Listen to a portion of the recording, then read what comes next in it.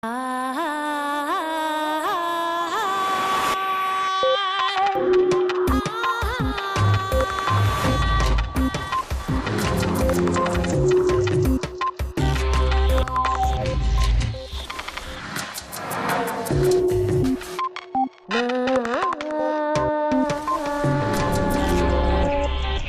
impidiendo que los niños y jóvenes tengan un desarrollo óptimo cuando les privamos del aprendizaje social y emocional. René Dijkstra. Un niño que conoce y sabe gestionar sus emociones no solo tendrá mejores resultados académicos, sino que estará más preparado para el mundo laboral. Mediante programas probados científicamente, es posible desarrollar lo que llaman habilidades para la vida, es decir, una serie de destrezas en el ámbito social, emocional y ético, que complementan y optimizan las habilidades cognitivas e intelectuales. Hoy en Redes, Elsa Punset charla con el psicólogo y experto en educación emocional, René Dijkstra, con quien veremos en qué situación se encuentra actualmente el aprendizaje de esta disciplina y qué ventajas concretas tiene en el desarrollo de niños y jóvenes.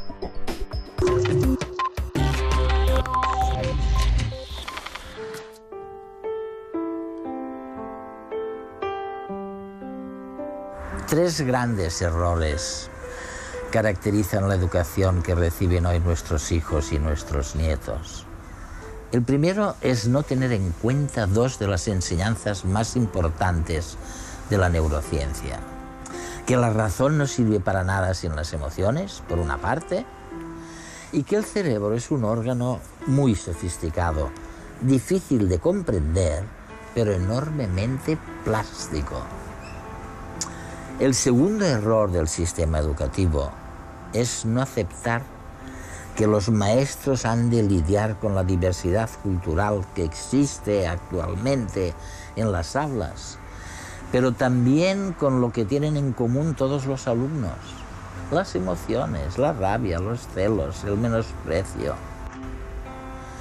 ¿Cuál es el tercer gran error? El tercer gran error de las escuelas de este siglo es la jerarquización de las asignaturas que arrastramos de siglos pasados. Y es que hoy en día es perjudicial colocar en el último eslabón, detrás de las matemáticas, la lengua y las humanidades, las materias creativas y artísticas. Para corregir estos errores, lo más eficaz es introducir en las aulas el aprendizaje social y emocional. Y es de eso de lo que vamos a hablar hoy en Redes. René, dedicamos tanto tiempo, tanto dinero y tantos recursos a las escuelas. ¿Son necesarias? ¿Para qué sirven? En primer lugar, las escuelas son necesarias porque forman una comunidad de nuevas generaciones que tienen que vivir juntas y trabajar juntas en el futuro para dirigir una sociedad. Y lo cierto es que no hay mejor lugar que la escuela para ayudarlos a descubrirse, a conocerse, a entender cómo lidiar los unos con los otros. ¿Qué modelos de escuelas hemos tenido? Ha habido bastante variedad. Escuelas como las escolásticas, ciertas escuelas latinas que eran ante todo para lo que llamamos formación del carácter de los jóvenes, para ayudarles a crear personalidades que a la sociedad le gustaría tener. Pero el énfasis en la formación del carácter o aprender a internalizar ideologías, como las escuelas religiosas, los seminarios, etc., se sustituyó en los siglos XIX y XX por escuelas que, ante todo, querían preparar a los jóvenes para la economía, para el mercado laboral. Y muchas dicen actualmente que su objetivo es el desarrollo general del niño, que implica el desarrollo del niño en los aspectos cognitivo, intelectual y social, emocional y ético. Lo curioso es que si vas a su plan de estudios, los tres últimos no suelen figurar en él como aspecto formal, integrante de... ¿Te refieres a lo social, emocional y ético? Sí, no tienen clases sobre habilidades sociales, emocionales, ni morales o éticas. En el organismo del niño Esas cosas no pueden separarse. Por ejemplo, si quieres hacer bien tus deberes y tener buenas notas, necesitas un cierto grado de autocontrol. Tienes que ser capaz de aplazar Sí, los pequeños placeres. determinados pequeños placeres y disciplinarte de verdad para hacer los deberes. O necesitas planificar. La necesidad de planificar el aplazamiento de nuestros pequeños placeres no se consigue aprendiendo aritmética o matemáticas o francés o lo que sea. Te daré otro ejemplo. Es extremadamente importante, de hecho es la primera habilidad que aprendes en los denominados programas de aprendizaje social y emocional, que un niño perciba y sea capaz de gestionar adecuadamente sus sentimientos. Un niño que conoce las emociones es un niño que funciona mejor porque si tiene miedo a fracasar, ya no dice, los deberes son una mierda. No, dice, me temo que no soy capaz de terminar mis deberes. Si acude a ti y te dice eso, entonces sabes qué puedes hacer por él. Y él puede aprender a lidiar con ello también. Exacto.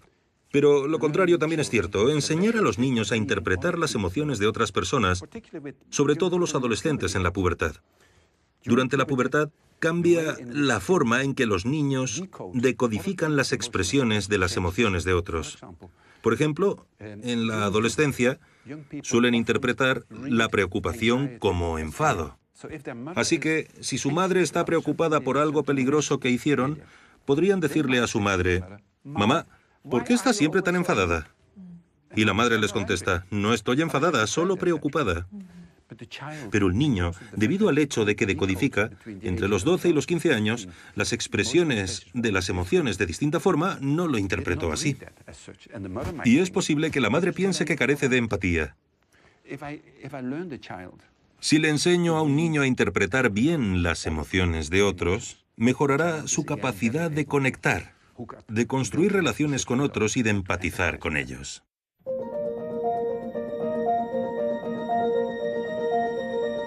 ¿Qué es la inteligencia emocional?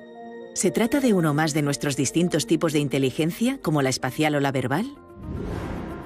La respuesta es no.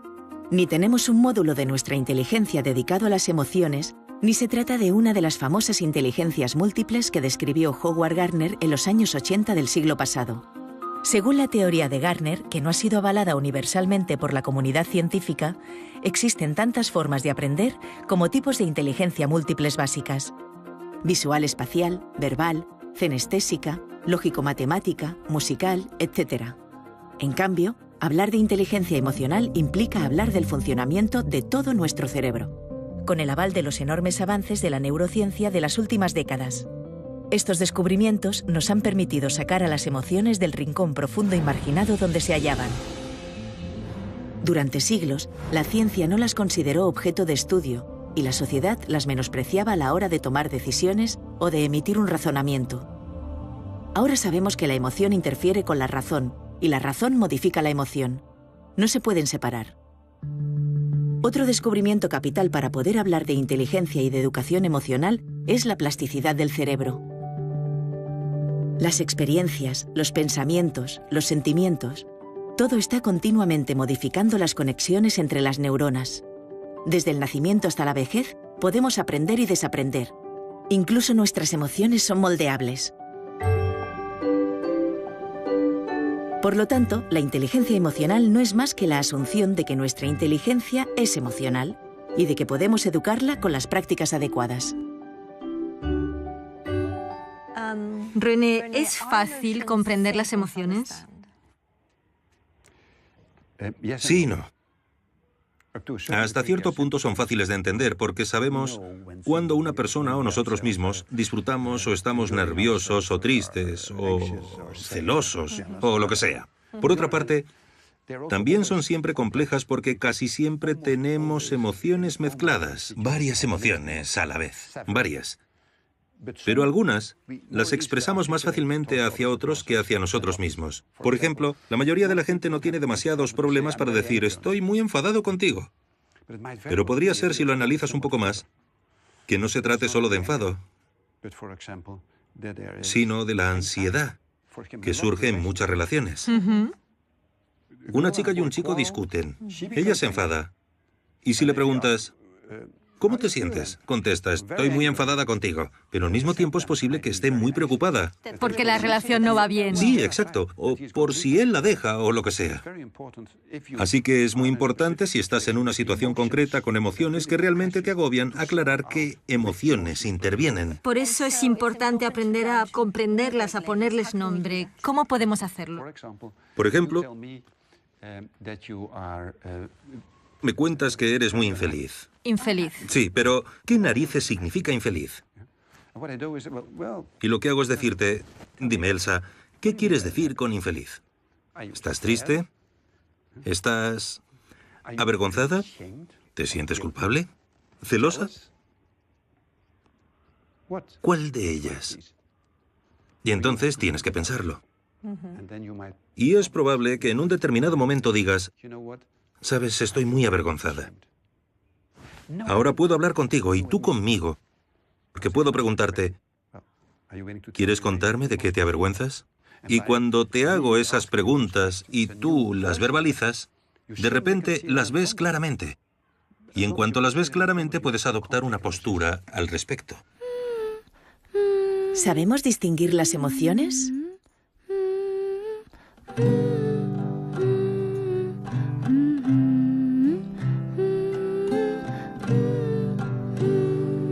Había una vez un monstruo que no sabía lo que sentía. A veces sentía rabia y miedo, o rabia y tristeza, o calma y alegría, o calma y tristeza, o todo a la vez. Se sentía hecho un lío, hasta que aprendió a distinguir que cada hilo tenía un color, y que cada color pertenecía a una emoción diferente. Así, si podía separarlas, era capaz de ponerle un nombre a cada cosa y cada cosa en su sitio, y saber, por tanto, qué es lo que sentía en cada momento. Hasta que un día se encontró con una niña que no había visto nunca y sintió una emoción de la que todavía no había oído hablar. Pero esa es otra historia.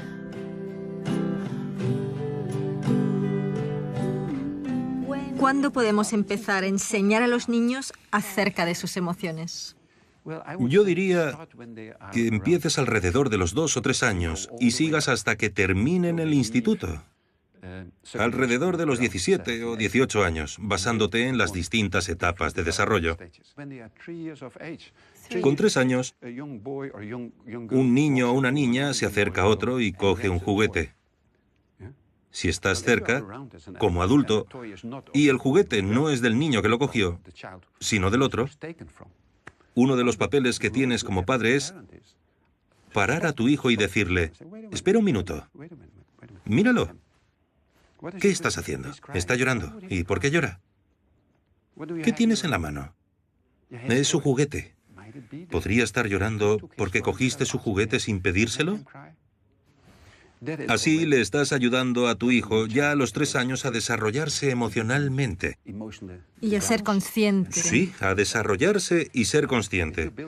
Y si lo vas reforzando de acuerdo con las fases de desarrollo del niño, le ayudas enormemente. Las emociones son la esencia, el núcleo sobre el que se construyen las relaciones y se toman las decisiones. No son un lujo biológico. Al contrario. Y podemos educar las emociones. No son simplemente cosas naturales que traes contigo al nacer. No. Podemos educar las emociones de 2 formas. Aprender a percibirlas, a indicarlas adecuadamente. Expresarlas, pero también a gestionarlas. Entonces, si tantos datos confirman que las habilidades sociales y emocionales son importantísimas para los niños en todos los ámbitos, el empleo, sus relaciones con los demás, su salud mental... Y física. Y física, ¿por qué todas las escuelas no los ponen en práctica de la misma forma que enseñan matemáticas? ¿Por qué no enseñan estas habilidades? La mayoría de las escuelas no lo hacen de forma sistemática. No tienen tiempo, ni apoyo, ni financiación. Pero lo más importante es que no saben cómo hacerlo. No se les ha asesorado respecto a cómo hacerlo de la mejor forma posible. ¿Quién asesora? ¿Cómo se hace? Hay un montón de bibliografía y estudios al respecto. Una de las cosas que indican dichos estudios suele ser tan sencilla como tener clases Y sé que algunos de los directores me dirían, ¿se te ha ido la olla? Sobre habilidades sociales, emocionales y éticas. Clases como las de matemáticas, lengua, etc. Cada semana les enseñas determinadas cosas. ¿Durante cuánto tiempo? Depende un poco de tus metas, pero yo diría que al menos 1 hora a la semana. ¿Cuáles son esas habilidades? Ya hablamos de eso un poco. Una es aprender a percibir y gestionar tus propias emociones. Sí. Esa es una importante. La segunda es cómo construir y mantener relaciones. La tercera es cómo tomar decisiones responsables y éticas. Y la cuarta es tal vez la más importante.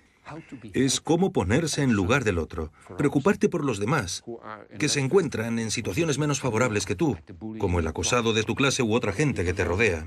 René, ¿por qué es eso importante? Si algunos padres creen que lo verdaderamente importante es enseñar a sus hijos a ser competitivos y a ganar. Sí, sí.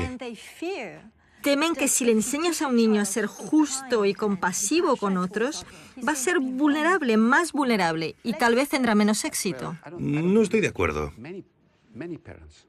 Muchos padres valoran muchísimo que sus hijos sean defensores o partidarios de esos valores sociales que acabamos de mencionar. Pero de hecho tenemos una sociedad en la que se paga mucho mejor a los banqueros que a quienes ayudan a otros, que forma a las personas para... No.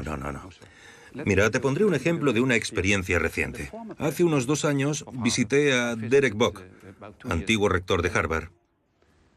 Una noche tuvimos una cena muy agradable. A la mañana siguiente proseguimos nuestra reunión. Cuando nos encontramos, estaba muy estresado y casi deprimido. Le pregunté, Derek, ¿qué ha ocurrido? Y me dijo, lo que ocurre es que anoche estaba viendo la tele y estaban poniendo una comisión de investigación del Senado. Y estaba allí Blankfein, el consejero delegado de Goldman Sachs. Y el presidente de la comisión del Senado le preguntó, ¿sabía que su empresa vendió hipotecas basura por $800 millones a un banco holandés?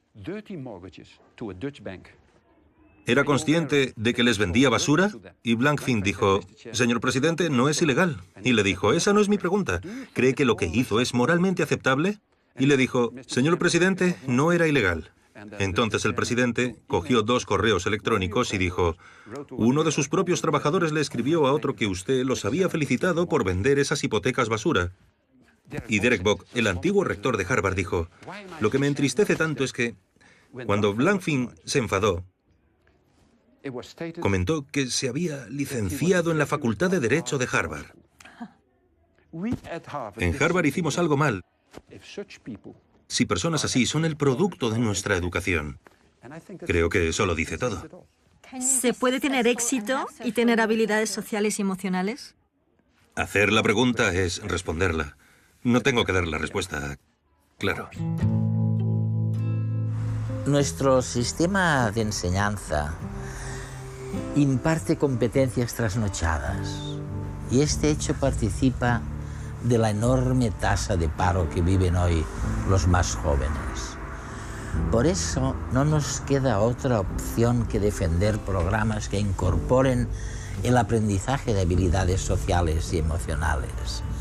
Ahora sabemos que cada euro invertido en estos tipos de programas se recupera triplicado aproximadamente.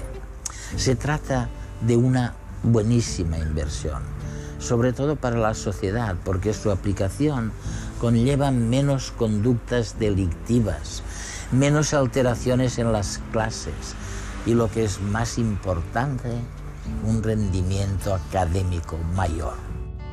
¿Podrías hacerme un perfil de un niño sin las habilidades y de uno con las habilidades sociales y emocionales? La cuarta habilidad que no mencionamos de forma demasiado exhaustiva es que enseñas a los niños a enfrentarse de forma ética y eficaz a los conflictos. Es una habilidad muy importante. A los conflictos con sus iguales, con adultos, con futuros clientes.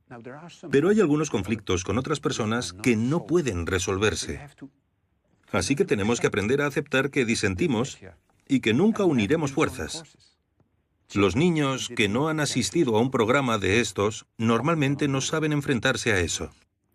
No saben distinguir entre conflictos que pueden solucionarse Sí. y los que no pueden. Y cuando un conflicto simplemente está ahí, el enfado, la frustración, la agresividad, etc., siguen formando parte del repertorio de comportamientos de esos niños, lo que es triste. Para los niños y para la gente que los rodea. Los niños que han asistido a esos programas aprenden a distinguir entre lo que puede resolverse o lo que no. Cuándo puedes hacer algo y cuándo no puedes. Lo que es tremendamente importante. Por poner un ejemplo, si tus padres riñen en casa entre ellos sobre su relación, como niño difícilmente puedes hacer algo. Pero algunos niños no pueden abstenerse. No pueden porque no han aprendido a distinguir entre ambos. Así que toman partido. Y la cosa empeora. Los beneficios de los programas de aprendizaje social y emocional en las escuelas para fomentar el desarrollo de niños y jóvenes han sido demostrados en 7 ámbitos relevantes. Desarrollo de habilidades sociales. Reducción de comportamientos antisociales. Disminución del abuso de drogas. Incremento de la autoimagen positiva. Aumento del éxito académico. Mejor salud mental. Aumento de comportamientos prosociales. ¿Qué otra cosa haría mejor un niño que tenga habilidades sociales y emocionales? Deja que te ponga un ejemplo impresionante. Una parte del programa de habilidades para la vida es que también enseñas a los niños a enfrentarse a problemas afectivos graves e incluso tus propias tendencias suicidas, sobre todo en alumnos de secundaria. En una de las clases se pide que los niños se reúnan y piensen qué tipos de dolencias o síntomas tiene una persona que padece depresión. Y son muy capaces de hacerlo en grupo. Saben lo que es. Saben lo que es una persona triste. Triste y deprimida. Y una de las preguntas que les hacemos a esos niños es, imaginad que estáis en ese estado durante mucho tiempo. ¿Qué podríais hacer para aliviarlo? ¿Para salir de él? ¿O qué podrías hacer para ayudar a uno de vuestros compañeros a salir de ese estado triste o depresivo? Y con otros piensan todo tipo de formas de hacerlo. Sí. Evaluamos los efectos de esa intervención sobre, por ejemplo, la frecuencia de pensamientos suicidas, de acabar con tu vida, o intentos de suicidio. Y mostraron que aquellos niños que asistieron a los programas, incluso un año tras la conclusión del programa, padecían menos problemas depresivos o pensamientos suicidas y tenían conductas suicidas con menos frecuencia. Lo que demuestra que también en lo que se refiere a la salud mental y las enfermedades mentales peligrosas, los programas merecen mucho la pena. Hacemos lo mismo en uno de los módulos sobre problemas de ansiedad, miedo al fracaso en la escuela, ansiedad social, todos los tipos de ansiedades que puedes tener. Lo que vemos es que un año después de la finalización de los programas, los niños que han asistido se enfrentan mejor a la ansiedad, suelen estar más predispuestos a pedir ayuda o simplemente sufren menos. Dinos más cosas que distinguen a los niños que reciben esos programas. Otro rasgo distintivo muy claro es que los niños que siguen estos programas son capaces de distinguir mejor lo que les gustaría ser en el futuro o lo que tienes que hacer para conseguirlo y lo que te gusta, lo que disfrutas a corto plazo. Así que son más capaces, por así decirlo, de negociar con sí mismos. De trabajar por sus metas. Eso es, sí. Tener metas y trabajar para conseguirlas. ¿Cuánto tiempo lleva formar a buenos formadores en habilidades sociales y emocionales? Los formamos durante 3 días consecutivos y ya en el primer día y medio los reprogramamos, por así decirlo. Porque les enseñamos lo que queremos que enseñen a sus alumnos y les ayudamos a internalizarlo ellos mismos. y luego les damos 2 clases de seguimiento de forma que empiecen sus clases y puedan tratar cualquier cuestión que surja mientras están ocupados con sus niños. Uno de los principios, casi diría los trucos, que enseñamos tanto a alumnos como a profesores es que si estás enfadado, por ejemplo, con un alumno, antes de decidir cómo actuar, echando del aula al alumno, por ejemplo, utilices el principio del semáforo, contar hasta 10. Lo que suelo hacer es enfadar a los profesores y, lógicamente, empiezan a protestar y a gritar y entonces digo, parad el carro, utilizad el principio del semáforo. Entonces pueden ser técnicas muy sencillas. Es muy sencillo. ¿Algunos alumnos se benefician más de esos programas que otros? Esa es una cuestión sumamente importante. Sabemos por nuestro programa, la evaluación de 15 años, una serie de estudios de control experimental, pero también por otros, que se benefician más aquellos alumnos más necesitados. Allí donde se encuentran los mayores problemas es también donde se consiguen los mayores avances o éxitos. Lo que implica que, cuando no se proporciona a los alumnos este tipo de programas, los privas todavía de más cosas. La educación del niño deberá estar encaminada a desarrollar la personalidad, las aptitudes y la capacidad mental y física del niño hasta el máximo de sus posibilidades. Así lo dice la Convención sobre los Derechos del Niño, que entró en vigor hace más de 2 décadas. La mayoría de las escuelas y de los sistemas educativos del mundo violan ese punto de la Convención, porque la mayoría de escuelas y sistemas educativos no contemplan las medidas necesarias para el éxito académico, social y económico del niño. No se puede optimizar su desarrollo global si no se enseña al niño, entre otras cosas, a focalizar la atención, a distinguir y gestionar sus emociones, a trabajar en equipo, de manera no competitiva necesariamente. Hay una gran revolución educativa pendiente antes de cumplir la Convención sobre los Derechos del Niño de 1990. Vamos con retraso. Padres, maestros y políticos son los encargados de empezar esta revolución.